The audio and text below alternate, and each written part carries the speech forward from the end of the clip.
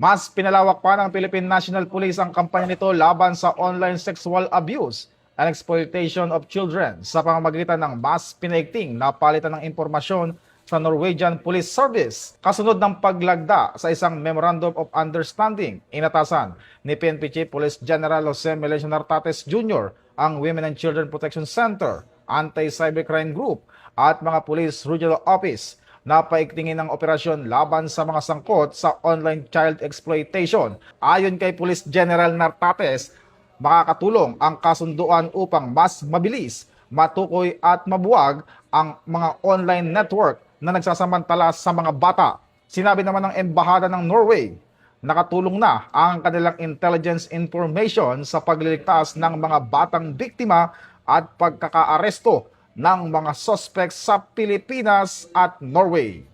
Mula po dito sa himpilan ng Pambansang Pulisya ng Pilipinas, ako po si Patrolman Adrian Dayaw, nagbabalita para sa Police News Express. Bagong PNP para sa bagong Pilipinas, serbisyong mabilis, tapat at nararamdaman.